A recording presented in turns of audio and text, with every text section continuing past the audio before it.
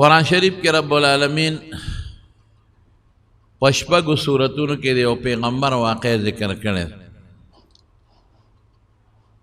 او دا ولې الله پشپګو سورتونو کې ذکر کړي دا زمونږ ستاسو د فائدې لپاره خدای ذکر کړي مستقل یو سورت خدای پاک د هغه پیغمبر چې د کم پیغمبر واقعا د یو سورت نازل کړي سورت یونس او د قرآن شریف په 13 سورت آیتونو کې د ذکر شوی کله خدای نوم غشته دی وان یونس لمن المرسلین او کله خدای پاک په ظنون سره کب والا یا صاحب الحوت کب والا سره خدای ذکر کړی دی یاد کړی دی الله چې دا واقع ذکر کړی د رسول الله مبارک ته او حضور پاک بیا صحابو ته ذکر کړی د قرآن شریف په الله ګرځولې نو یو څو عبرتونه دي چې هغه د وخت د تقاضا مطابق ضروری دی چې د قرآن شریف دغه واقع ستاسو مخکې ذکر کوم یو پیغمبر حضرت یونس علیه السلام خدای دنیا ته رالېږلی او دا د یو لوی بل پیغمبرو هود علیه السلام داغه پنوسو کې دی د علاقه موجوده عراق چې وته وای هغه وخت کې د ټولو ته فارس وي دا اوس چې کوم عراق دی دا فارس او د دې مخکنی ژبه فارسی وه دا کوفه او بصره اوس خو عرب دي لیکن د دوی خپله زړه ژبه فارسی وه حضرت ابن عباس چې دلته راغی په حیثیت د گورنر نو هغه عربي و او د خلکو ژبه فارسی وه نو ځان له یو ترجمان نیولی و هغه ته به ابو جمره وی نو مخکې د دې خلکو ژبه فارسی وه او دا ایران چې اوس کوم ایران ورته وای او یا عراق ورته وای دا ټول فارسیان ژبه فارسی وه دا خو صحابه رالل د علاقې ته د عراق ته او ډیر زیات په زرګونو صحابه رالل او حضرت علی رضی الله تعالی عنه خپل دارالخلافه دلته راوړه او ډیر لوی تابعین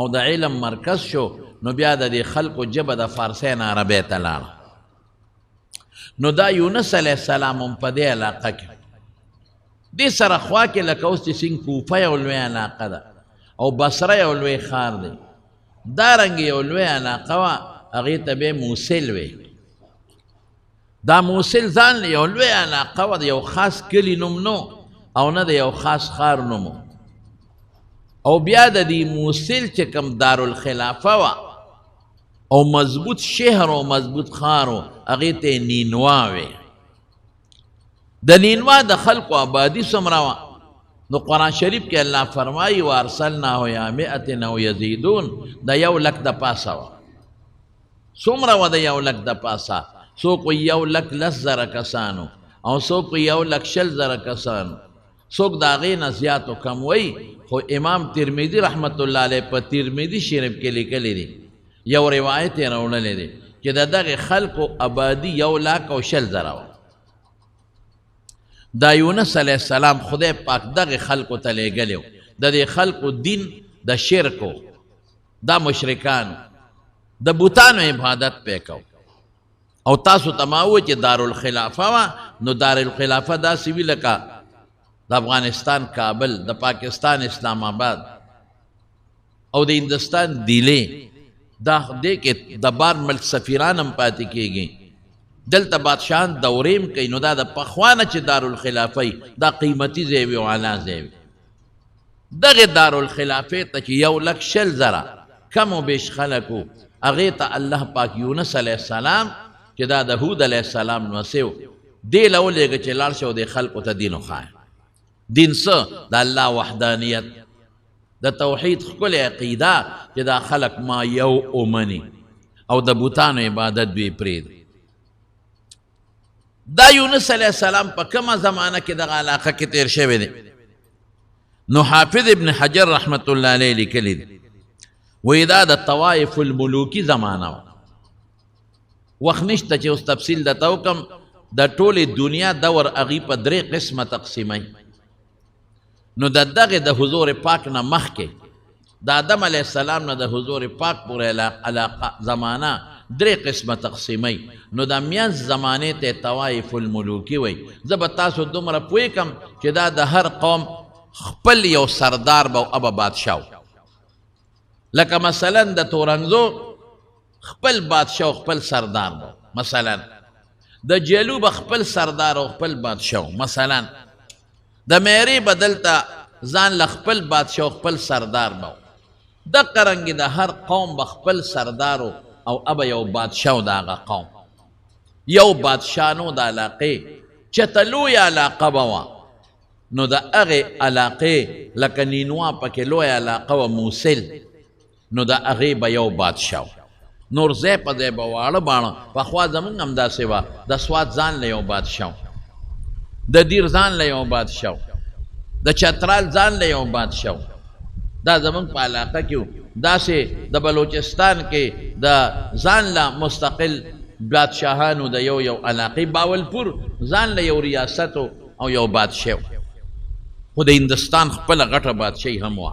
نو حافظ ابن حجر وی دا هغه طوایف الملوکي چې ځای په ځای به د وړو وړو کلو یو بادشاه به او غټ د غټ علاقې به جدا بادشاه وی. دا په هغه دور کې یونس علیه السلام تیر شوی دی، یعنی د عیسی علیه السلام نه 150 کاله نه واله 372 سال قبل مسیح کې تیر شوی دی.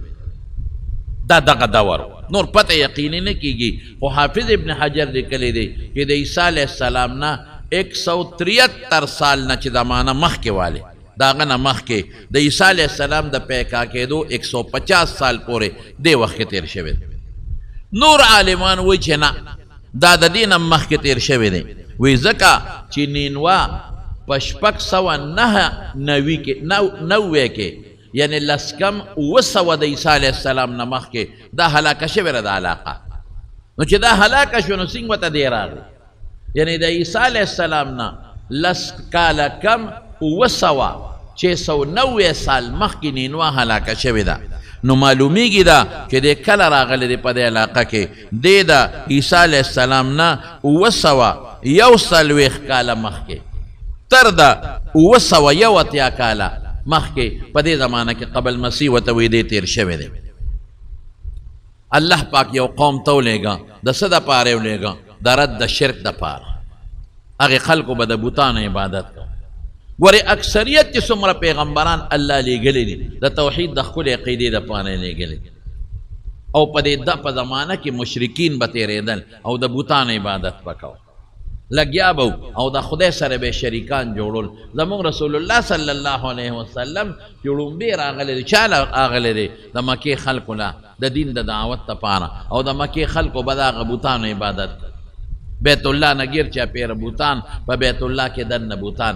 نو دی ورغی هغوی له دعوت شروع چې خدای ته وګورئ دا مه کوئ، الله یو دی، الله شریک نه لري.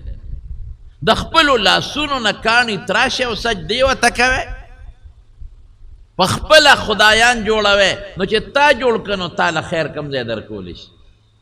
هغه له خدا شکل تا جوړ کړه، هغه له خدا وجود دا پوزه سترګې تا جوړې کړې. او قرآن شریف کې الله تعالی فرمایي وی کوم بت چې د ځان نه مچ نشي شاړلی نو هغه به تا له خیر او شر د کم ځای نه راکړي، خو دا خلک ګمراهان دي، دا ناپوهه دي.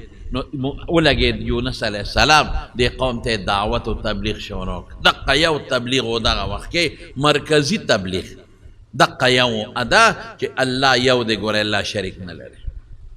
الله په شرک ډېر خفه کېږي د مارونو ګوره. او د شرک مختلف اقسام دي. څوک خدای له زوی ګوري لکه عیسایان، هغې وی عیسی علیه السلام د خدای زوی دی او په بعضې کارونو کې شریک دی. څوک عزیر علیه السلام ته د خدای زوی وایي او په بعضې کارونو کې خدای سره شریک دی. څوک فرشتې د خدای لونه ګرځوي، او څوک شرک فی صفات کوي. څوک وایي دوه خدایان دي، یو کار یو کوي بلبل. لیکن اکثریت دغه نه دي، اکثریت نن سبا شرک فی صفات. څه مطلب؟ د الله بعضې خاص صفتونه بندګانو له ساتي. لکه زه به تاسو یو مثال درکم، بچي ورکول د خدای صفت دی. علاج بنده کولی شي تاله، ډاکټر هم دله علاج کوي، طبیب هم دله علاج کوي، بعضې وخت کې به دم هم در باندې څوک واچوي، بعضې وخت دعا به هم دله څوک وکړي. خو داسې یقیني خبره نه ده، دا د اسبابو په تناظر کې دي.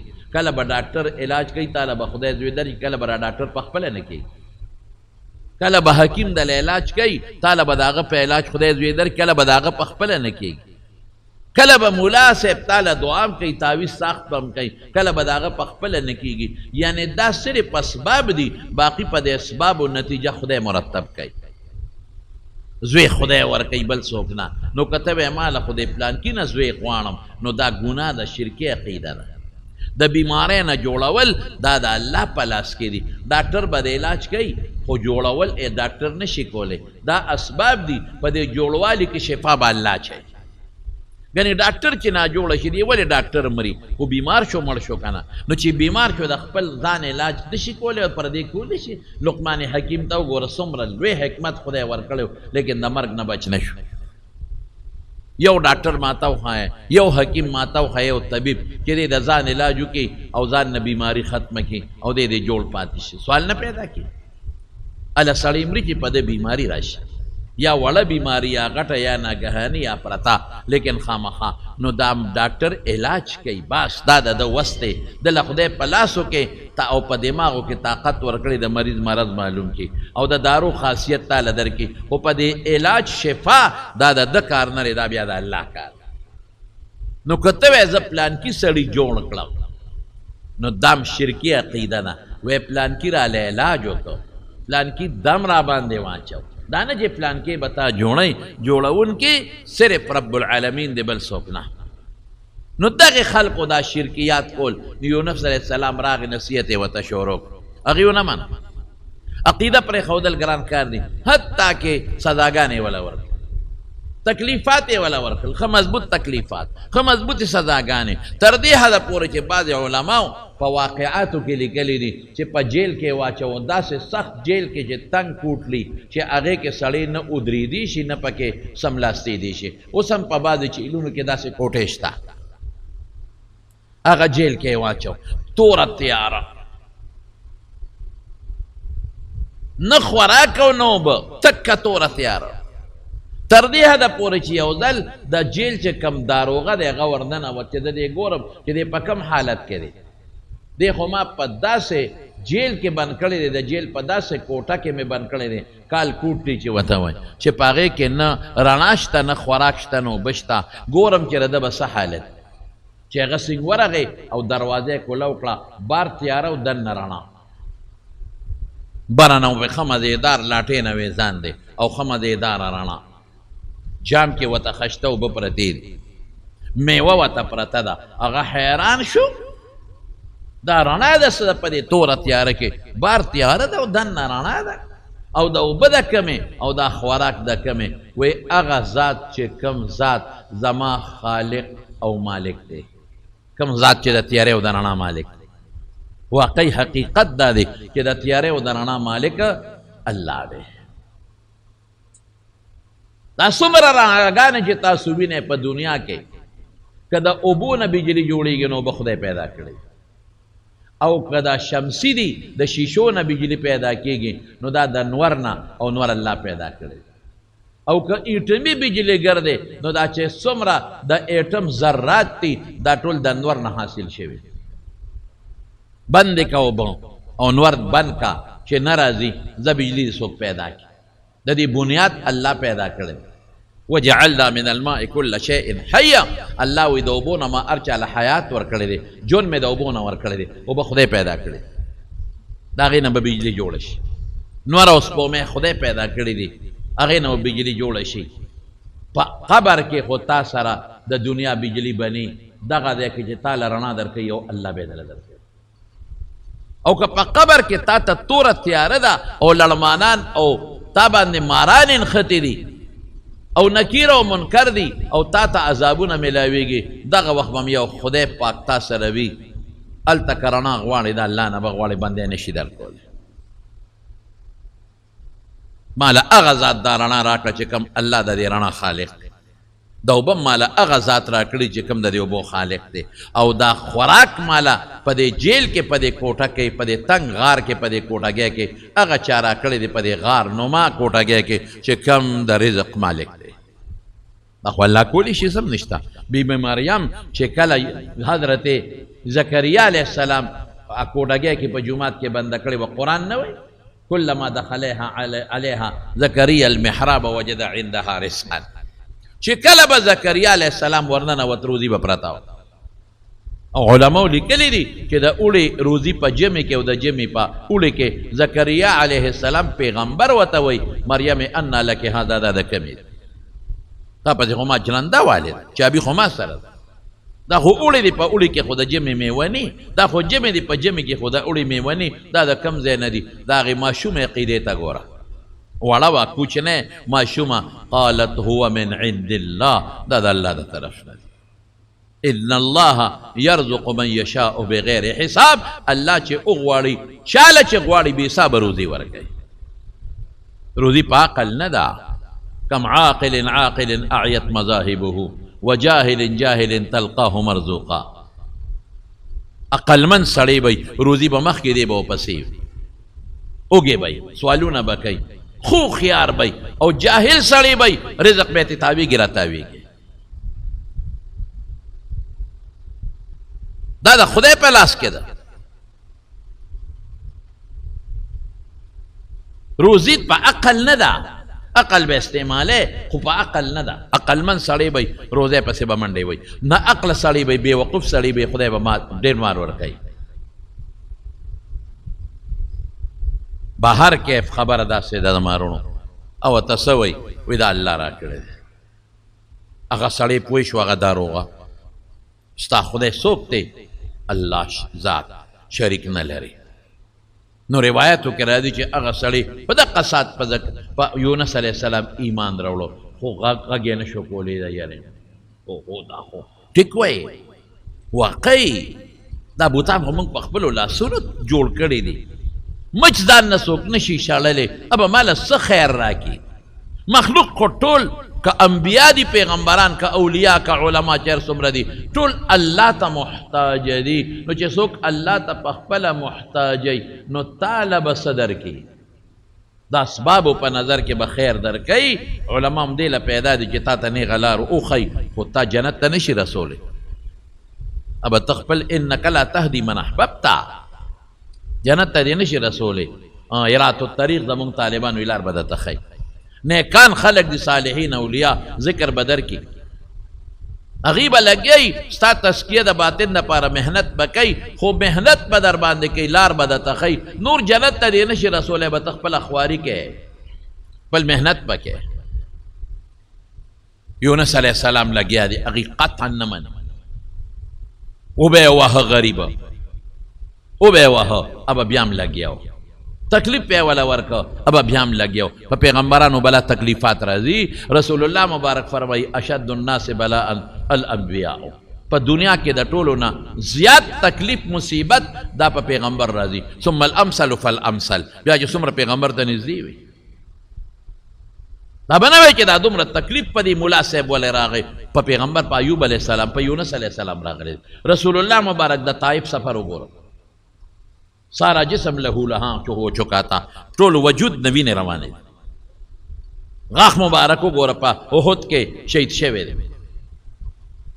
بیماری راشی تکلیف راشی پا نیک سڑی پا عالم دا بنے جدا دا خدا قہر و غضب دے دا ازمائش تے پا دنیا کے درجو چاہتے اللہ مرتبو چاہتے گناہ را جائی او تالا تسلی در کئی اللہ پاک چاہ اے بندہ دا پیغمبر دے پا دا تکلیف تیرے گی پتا بم تیرے گی دانیک سڑے دی بیمار دے تابان دی دمونا چاہی پخپلا نا جوڑا دے پروانشتا دا ازمائش دے دنیا تکلیفات دی دا برازی تالا بسوال کئی چا خدای دل بچی ورکے پخپلا بے بچی نی پاغا ازمائش دے نبی تالا بدعا کری تالا با پی خدای در کئی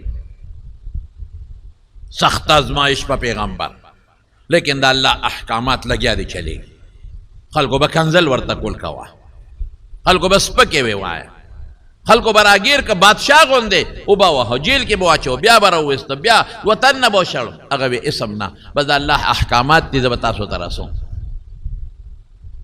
د خدای شان دی لوی دشمن د داعی چې څوک د دعوت د الله چلی د هغه غټ دشمن شیطان دی بس او شیطان د هغې خلکو په غوږونو کې باتی اچوي چې کم د شیطان ملګري دي اوس هم علماو پسې خلک لګیا دي څونه سپکې وایي نیکانو پسې خلک لګیا دي څومره سپکې وایي چې څوک د الله دعوت چلی هغې پسې لګیا دي څومره سپکې وایي دا شیطان په غوږونو کې ناست دی او پکې نخې راوباسي د کې دا چل دی او د کې دا چل دی او د کې دا چل دی او د کې دا چل دی د ده زوی او د ده دا او دا هغه نه کوي دا خبرې به تا ته جوړوي شیطان لګیا دی چې د ده د دین دا خبره ته واونرې شیطان لګیا دی چې د ده د دین په خبرو کې تا ته رکاوټ پیدا کړي نو تا ته به خپلې 50 سوړې نه ښایي او د هغه معمولي 2 غوندې یا 3 غوندې وړې غوندې غلطۍ به درته ښایي او تا به په هغه دغه کوي بې اعتماده کوي دا قانون دی صاحب فطري قانون روان دی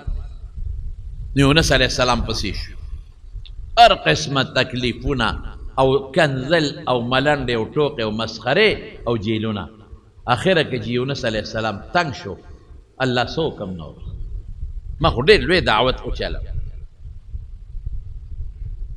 ما خود غټ دعوت وچلو الله که یو کس نیم زما ملګري دي نو خدای ما له خواله نشي راتلی یېرېږي که یو کس نیم ایمان هم په ما راوړی دی الله نو خپلو کوټونو کې غارونو کې پراته دي ما ته نږدې کېدی نشي که یو کس نیم تا یو مني بیا مله نه راځي یېرېږي الله څه وکړو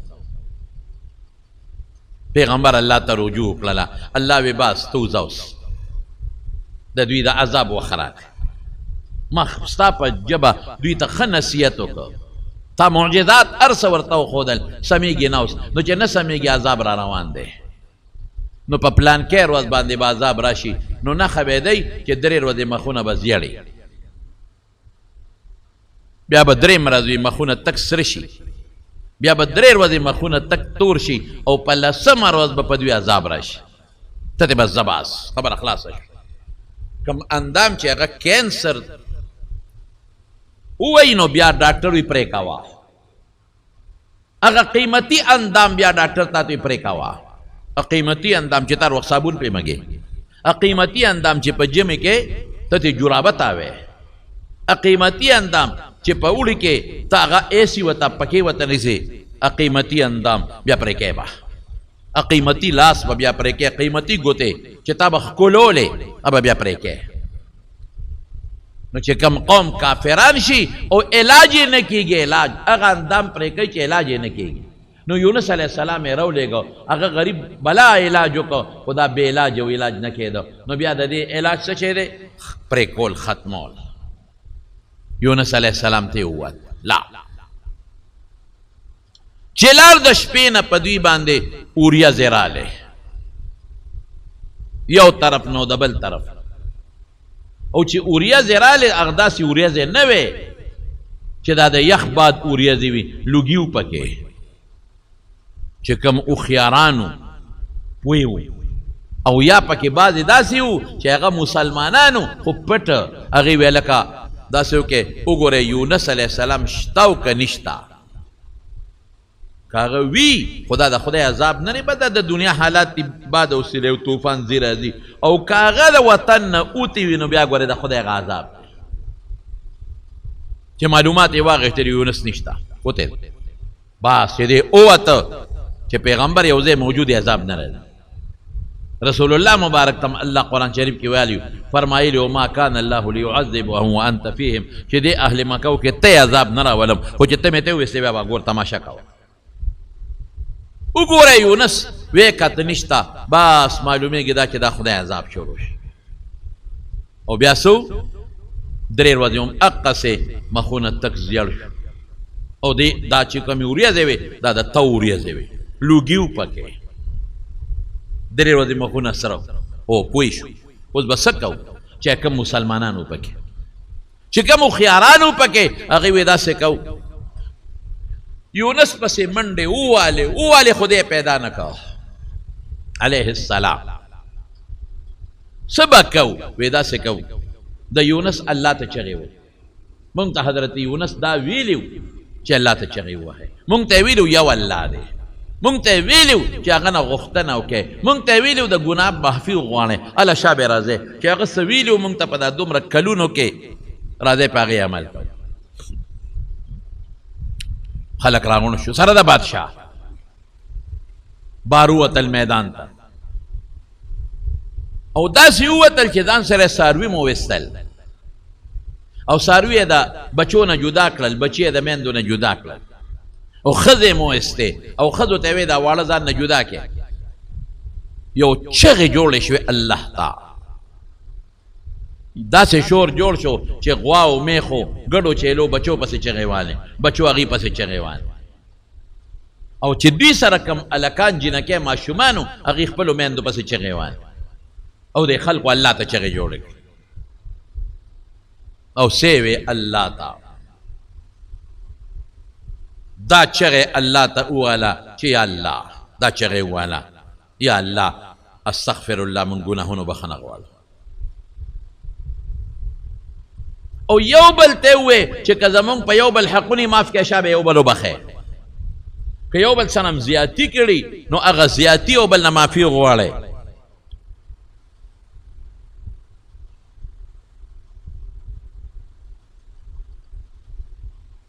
او خدای ته څه چغې ووالې. حافظ ابن حجر طبرانی کې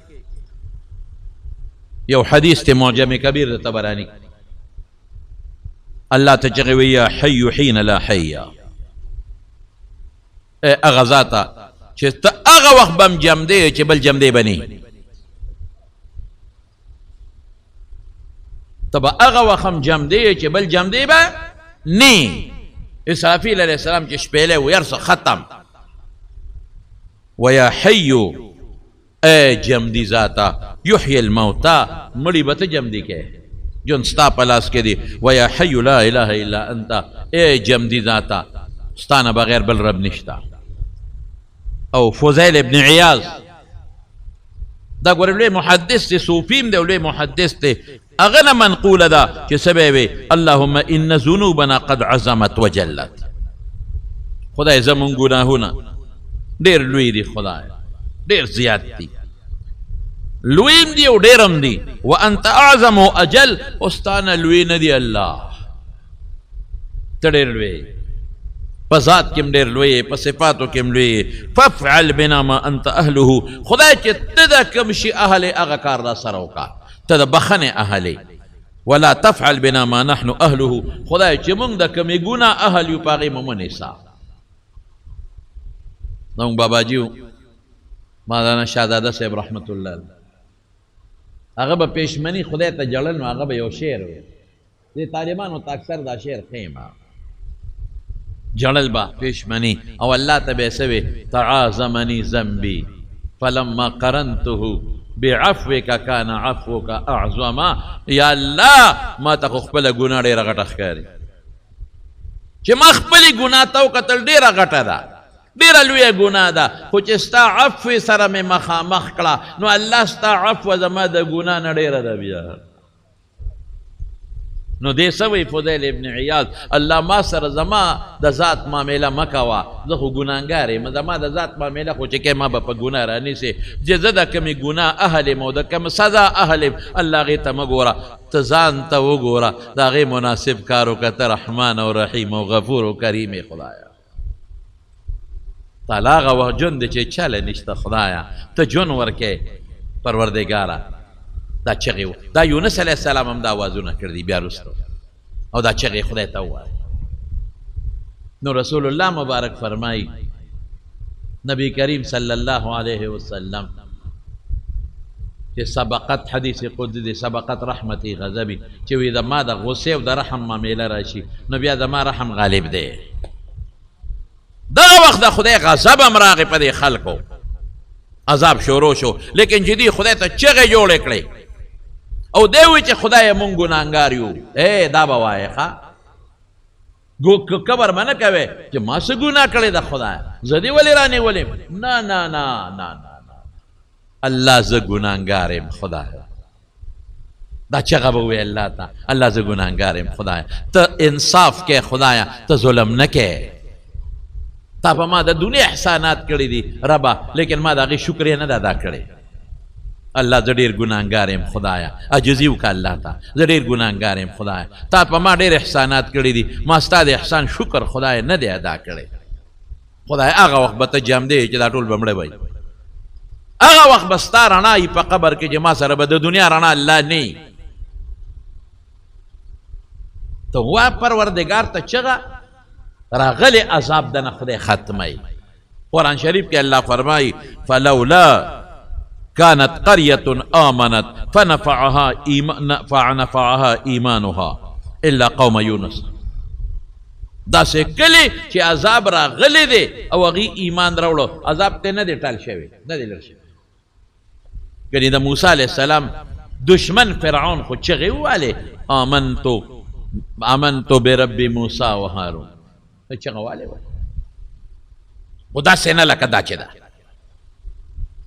د عذاب وخت کې خو هر سړی چې عذاب وي نه چغې وباسي، خو داسې نه لکه دوی چې ویستله. دوی چغې ښځې هم وایي، ماشومان هم وایي، سړي هم وایي او واړه هم وایي، څاروي هم چغې وایي او بچي هم چغې وایي، او یو بل نه معافی هم غوښتې که یو بل سره هم ظلم زیاتې کړی، 1,00,000 څه د پاسه معافی هم الله نه غواړي، او خدای ته چغې زاري استغفار هم وایي، او الله معاف هم که خدایه، بس تا نه بله سره نشته. آی های رونو دو سیزونه دي د عذاب د پاره، دو تنبیه دي، دو تنبیه. یو د دواړو جهانو مبارک سردار چې په دنیا کې موجود دي. وما كان الله ليعذبهم وانت فيهم وما كان الله معذبهم وهم يستغفرون. دویمه تنبه استغفار دی، د خدای نه بخښنه. نن امت په لوی جنجال کې ګیر دی، انفرادي ګناهونو کې مونږ ټول ګیر یو، مالی ګناهونو کې مونږ ټول ګیر پراته یو، اخلاقی ګناهونو کې مونږ ټول ګیر پراته یو، بد اخلاقی ډېره ده. د کشر مشر لحاظ کې مونږ ټول تباه یو، د مشر لحاظ نشته. د ګاونډي یو بل سره بد سلوکي عامه ده، حرام خوري عامه ده، سود خوري عامه ده، یو بل پسې کنځل او سپکې عامې دي، د یو بل په بدو خوشحالېدل نن عام دي. نن مسلمان د مسلمان وینو ته تږی ناست دی، نن مسلمان د مسلمان مال ته تږی ناست دی، نن مسلمان د مسلمان مال ته عزت ته تږی ناست دی. نن د کافر ضرورت ختم دی، د هغه د راتلو هېڅ حاجت نشته. مسلمان په خپله مسلمان وجه، نن کافر ته تماشې ته ناست. نن مسلمان په خپله لګیا د مسلمان مال وهي، کافر تماشې ته ناست. کافر به نه راځي چې ستا مال به وړي او غنیمت به یې دله ګرځوي، نه نه نه نه نه. نن مسلمان په خپل لګیا د مسلمان مال وایي په مختلفو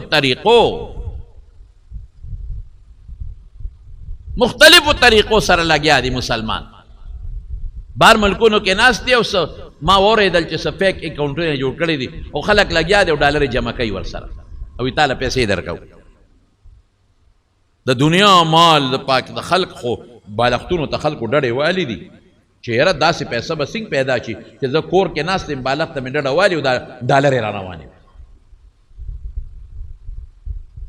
ولې مخکې تاسو ونه لیده مضاربت هغه کاته پیسې به خلکو اخېستلې او په مضاربت ورکړو ډس چې ټولې پیسې لاړ. کنګال شوی کنګال. دقسې اوس مې واورېدل چې بار دنیا کې خلک ناست دي او اکاونټونه یې پردي کولو کړي دي او تا ته وایي دومره ډالر جمع کړه تاله به دروازې دومره راځي. او که بل ملګری دې پیدا کو او ستا په واسطه هغه اکاونټ کولو کو نو هغه به هم راځي او هغې په هغې کې به تاله هم کمیشن راځي. په لکونو نه په کروڑونو ډالرې نه ملک نه بار روانې دي. ملک به هم کنګال شي او ستا جیب به هم کنګال شي. حکومت کی نام کی کوئی چیز تو ہے نہیں چاہے پہ کنٹرول راولے. کنٹرول والا نشتا. ملک غریب شو تباہ شو ولې تباہ کیږي بنا بار ملک تستا پیسې روانه ده دا غوی اکاونټ ته روانه ده ډالرې روانې دي هر سړي ځان له اکاونټ کولاوي او یې ځکه نه ماله به دروازې دومره ډالرې راځي او تا ته وایي شا به اکاونټ کولو که چې ته کولاو کې نو په هغې کې هم د هغه کمیشن هغه چې بل کولاو کې هغه هم کمیشن هغه چې بل کولاو کې هغه نه کمیشن. ګوره یو لس شل ورځې پس بل پسې هر څه بلاک کي ختم به شي او کنګال به بیا ناست وي. دا کافر نه دی دا مسلمان د مسلمان مال ته ناست فرضي پراپرټۍ به کولی کی فرضي اس به نی په میدان خلک غروره پیسه خلکو سره شته ده نه چې نشته که نه وي د خلکو سره پیسه نو بیا نو له پلاټونه والم نه ګڼم دس چې هغه به غلط وخېږي لار کې بیا کاغذونه ګرځوه هلکه ولې ظلم کوې او زه دې مسلمان ته مې چې مسلمانه اوړه نو ځان له ګټه وکړه محنت وکړه نو ځان له ګټه وکړه در سره ډېره ده او چلې نه درځي غریبانانو فقیرانو له مسکینانو له یې ورکړه نو د خدای ظالمه په کروڑپتیو په ایرپتیو خلکو له یې ورکې جومات جوړ کړه دا د خدای غضب او د خدای قهرونه را روان دي په تاسو دا را روان دي صاحب مسلمان وجني وملیدله بله ورځ ماشومان اومخله بچي ښځې هر تباه و برباد دا روان دي دا قصه دا بندېدو والا نه ده کله یو ځای او کله بل ځای او کله بل ځای او کله بل ځای ورشه افغانستان وګورئ ورشه پاکستان وګورئ ورشه کشمیر وګورئ ورشه یمن وګورئ ورشه عراق وګورئ ورشه شام وګورئ ورشه د دنیا د مسلمانانو ملکونه موږ د دې د خندا شو د دې خندا چې نن زما قرآن پورې خنداګانې او ټوکې کېږي د مسلمان نن بې خوند او بې غیرته بل پاتې څوک شو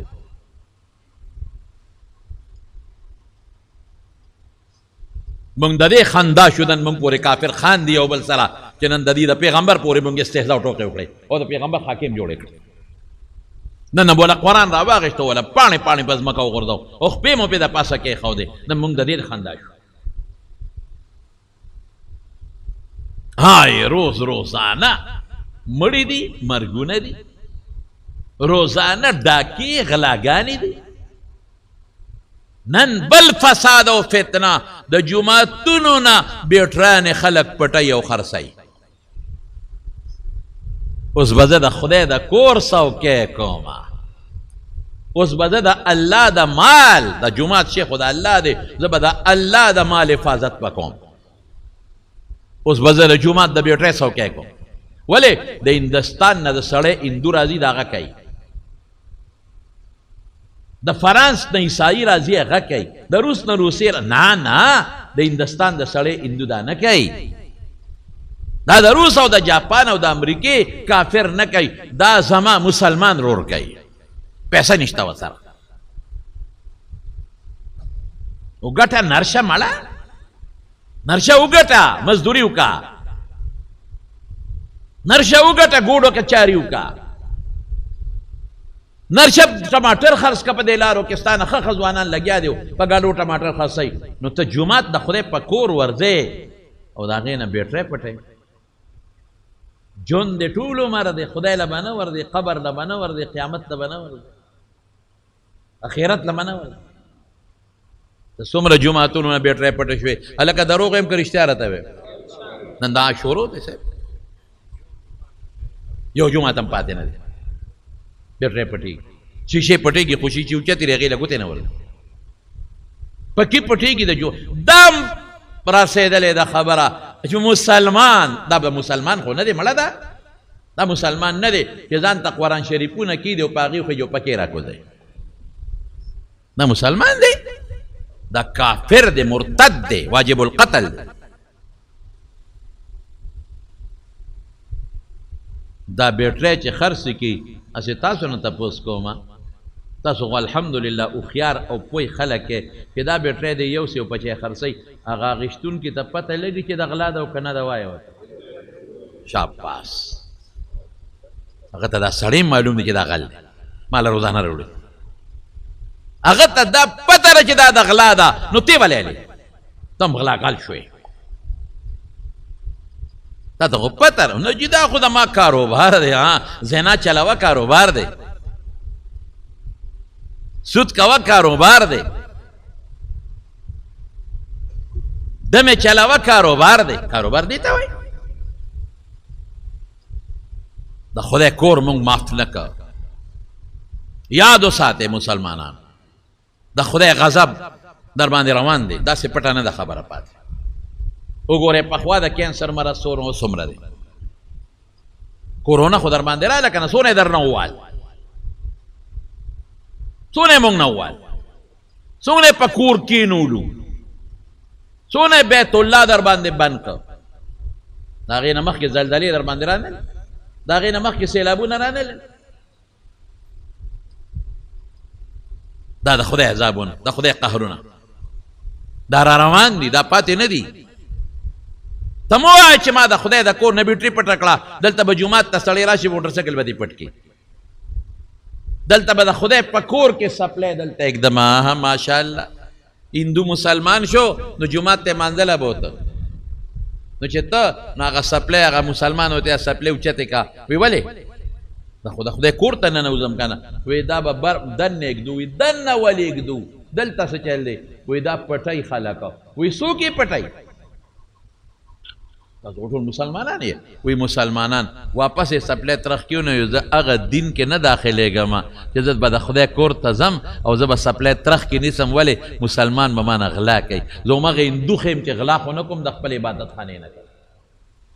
زما دغه حال هندو د خپل عبادت خانې نه غلا نه کوي، سیک د خپل عبادت خانې نه غلا نه کوي، انګریز د خپل عبادت خانې نه غلا نه کوي، او بغیرته مسلمان ته د خپل عبادت خانې نه غلا کوي. ته د هغه چا نه غلا کوي چې هغه الله ته ودرېده وی الله اکبر، د هغه مخ خدای ته دی او سپلی شاته پرتې دی او ته د هغه نه غلا کوې. ته شرمېږې نه؟ تا لا یا نه راځي؟ ته یریږې نه چې خدای به مې رونیسي؟ ته یریږې نه چې دا پیسې به رانه خدای په بله وباسي؟ ته یریږې نه چې په کینسر په مره به دې ور وغورځوي، ښځه بچې به دې ور وغورځوي، په دشمنۍ به دې اخته کړي، په غم به دې اخته کړي؟ ولې نه یریږې د خدای نه؟ ته ډېر کبرجن یې. بهر کې زما وروڼو هغې قوم چاته چغه وواله؟ الله ته. یو بل نه معافي چغې سورې. الله پاک سوی فلولا كانت قرية آمنت فنفعها ایمانها الا قوم یونس. یو کلی چغې نه دی والی ما سوا د یونس د قوم نه، هغوی الله ته چغې والې. نو الله سوی قرآن شریف کې الله فرمایي لما آمنوا كشفنا عنهم عذاب الخزي في الحياة الدنيا ومتعناهم إلى حين. موږ ته هغه عذاب لرې کړه، رسوایي وسخته او ټیم هم وله ورکړه. عذاب تل شو، ختم. اوریاس لاړه، لوګي لاړه، ټول قوم راغی مسلمانان شو، بس مکمل مسلمانان. بوتان یې ونیول ماتې کړل، ختم. علی شابه خپل پیغمبر یونس پسې ګرځي. اوس یونس علیه السلام را پیدا کړي. بهر کې دا باقی واقع برته ان شاء الله العزیز په راتلونکي جمعه کې وویل. صرف یوه خبره به ستاسو مخکې کېدم، او دا د دې واقع د دې ځای پورې چې څه مسلې دي ادا چې خدای اسې څوک نیسي نه، خدای ورته اول پیغمبر رلی. که پیغمبر نه د پیغمبر نه پس علما او نیکان او صالحان داعیین دا رالیږي چې خلکو ته دین وښایي. دا خدای خپل حجت پوره کوي او د هغې نه پس خدای نیول کوي. او په نیکانو ازمایښونه راځي لکه په یونس علیه السلام چې راغله. او بیا ته د خدای عذاب لر کول غواړې استغفار به وایې، خدای ته به ژړا کوي بس. او بل دا چې نیکانو پورې ټوقې مه کوې، عالمانو پورې خندا مه کوې، علماو پورې سپکې مه وایې. قسم په خدای چې دا ستاسو خیر خواهان دي. تا د دوزخ نه بچ کول غواړي، تا ته د خدای لار ښایي، تا ته د خدای دین ښایي، تا د جنت لاره ښایي. تک ظلم مه کوئ. پیغمبرانو سره دا شوي دي. عذاب به مو وایي، تباه به شی بیا. که کړي مې استغفار ووایه، معافي وغواړئ، بخښنه وغواړئ د خدای نه، وجاړئ الله ته. خدای ته زاري وکړئ. د تهجد وخت کې پېشمني خدای په ژړا ډېر خوشحالېږي. خدای ته وجاړئ، زاري وکړئ، فریاد او استغفار ووایئ. نو استغفار چې ووایئ راغلی عذاب پې خدای ختموي. نورې واقع به راته انشاءالله آینده جمعه بیان کوم. څلور خیلو د کندي د زرفروش زوی وفات شوی دی. الله دې مغفرت نصیب کړي، الله دې وبخي او الله دې ټولو وارثانو له صبر ورکړي. اجون کلي د فقیر مور وفات شوې ده، او د بامبو خیلو د کندي د زیاد مور وفات شوې ده. الله تعالی دې مغفرتونه نصیب کړي. خدای دې قیصر الله دې مغفرتونه نصیب کړي. الله دې د آخرت خوشحالۍ نصیب کړي، وارثانو له خدای صبر ورکړي. د خټ د اکرام الدین وفات شوی دی. خدای پاک دې مغفرت نصیب کړي، الله دې وارثانو له صبر ورکړي. بعضې ملګري بیماران دي الله یې ټول له روغ صحتونه او شفا ورکړي. د عمردو اجیاباد د قاري زیشان او اسماعیل امیر صاحب نیا وفات شوې ده، الله دې مغفرتونه نصیب کړي. دعا وکړئ چې دا کم مردگان وفات دي خدای ته وبخښي.